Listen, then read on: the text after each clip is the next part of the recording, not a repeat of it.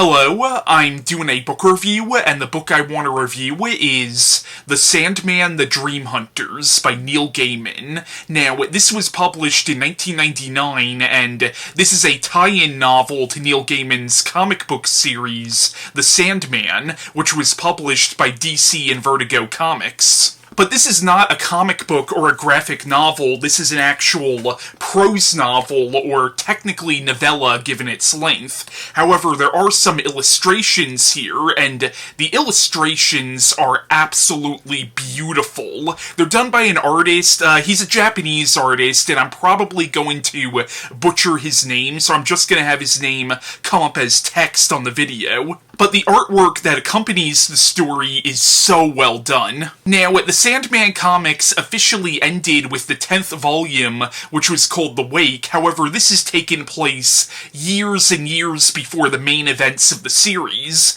and you can easily read this without having to read the comics. Now, Neil Gaiman claimed in the afterword at the end of this that he based this story off of an old Japanese fairy tale. However, in the actual book of Japanese folklore that he names in the afterword, no such story exists, and I think later on he admitted, yeah, I made the story up. Now, the plot of The Dream Hunters is it's set in ancient Japan, and it's about a fox spirit that falls in love with a Buddhist monk, but then she hears about a conspiracy to kill the monk, so she goes to the King of Dreams, who fans of the Sandman comics will recognize as Morpheus or the Sandman. So, with the Dream King's help, she sacrifices her life to save the monks, but then the monk is so distraught over her death that he goes on a quest of his own to save the fox's life, and that's really all I want to say about the plotline of The Dream Hunters. But it's very, very short, and you could probably read this in less than a few hours.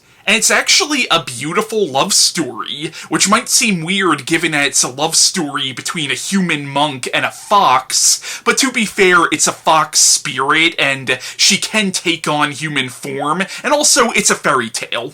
But I recommend it. It's really good, it's actually very moving, and it's beautifully written. And again, you can read this without having to read the Sandman comics, but you do actually get some appearances from other characters from the Sandman mythos besides Morpheus, like Cain and Abel actually show up at one point in this book. But that was my review on The Dream Hunters by Neil Gaiman. Now, this is the last point in the video where you're going to see me, but the second half of this video is going to be my friend Mark Allan Gunnells, who's actually an author and is a huge Neil Gaiman fan, doing his own review of this book. Hello. My friend Christian has asked me to do a short review on The Sandman, The Dream Hunters. This is an interesting book. Neil Gaiman, of course, originally came to prominence in the world of comic books, and his most famous comic book was The Sandman, which lasted for several years, several story arcs, and I think is just a masterpiece of literature, comic or otherwise. Shortly after that series ended, he came out with The Dream Hunters.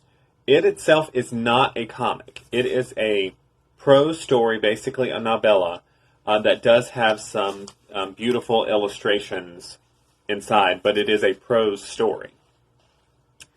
And it is a story that is self-contained. You don't have to have a lot of knowledge of the comics to really get the story. The Sandman himself plays sort of a minor role, an important, pivotal role, but a small role in this story. The story is basically a fable. It has to do with a fox who falls in love with a Buddhist monk, and there's, these plots to kill the monk, and the fox tries to save the monk, and then the monk saves the fox, and which sounds crazy when I'm saying it out loud, but Neil Gaiman weaves his magic and tells a very beautiful, very emotionally moving story.